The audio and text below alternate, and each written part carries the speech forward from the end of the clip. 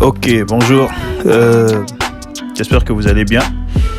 Je suis là pour vous présenter le dernier projet sur lequel je suis en train de travailler. Il s'agit ici d'un smart plug. Donc, comment je peux appeler ça? Domino connecté, plus simplement. Bref. En clair, c'est juste un domino que tu as la capacité ou la possibilité d'éteindre ou d'allumer en te servant de Wi-Fi. D'une connexion Wi-Fi ou d'une connexion Bluetooth. D'accord. Niveau Wi-Fi, il est compatible Wi-Fi 5 GHz, mais aussi 2,4 GHz. Bon, pour y aller un peu rapidement, parce que j'ai juste l'intention de présenter un peu en gros ce qui se passe. Là, on a le cœur du système, le microcontrôleur.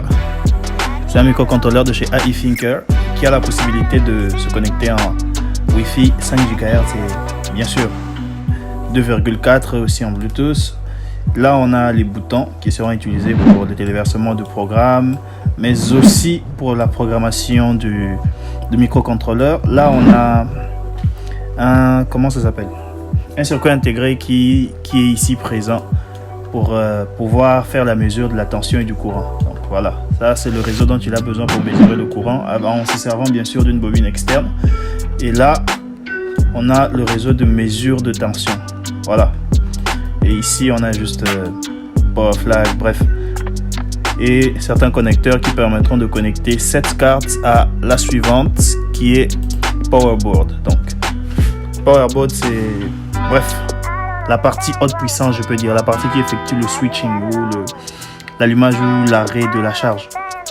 On a juste une alimentation ici de 5 volts pour pouvoir alimenter l'électronique de contrôle. Là, on a un relais de puissance, bien sûr. Ensuite, ça c'est l'alimentation de la bobine du relais et des connecteurs. Ok, niveau PCB, je vais commencer par le powerboard. D'accord, voilà ce qu'on a et voilà ce que ça donne en 3D. Donc, bref, alimentation, filtrage, bref, c'est à ça que ça ressemble. Et niveau control board, voilà à quoi ça ressemble. Voilà à quoi ça ressemble. Et si on prend les deux, on les assemble puisque c'est un PCB de type comment on dit déjà, c'est un PCB de type multiboard. Voilà ce que ça donne. Mais je vais attendre que ça charge. D'accord, voilà ce que ça donne en 3D lorsque les deux sont assemblés. Et comme ça, c'est pas assez compréhensible. Par contre, si j'importe tout ça dans SolidWorks, ça donne quelque chose de beaucoup plus intéressant. Voilà, comme ça c'est plus parlant. On a la prise, on a les deux cartes et normalement à l'arrière je devrais avoir la bobine, la tour de ferrite nécessaire pour la tour, comment ça s'appelle déjà? Current choke, c'est comme ça que je l'appelle. Enfin, c'est comme ça que ça s'appelle. Je sais pas pourquoi j'arrive pas à trouver le mot en français. Voilà. Donc on a les deux cartes. Normalement ils seront séparés par quelque chose au milieu. Il y a un bouton qui est censé être à l'extérieur pour l'allumage et l'arrêt du système.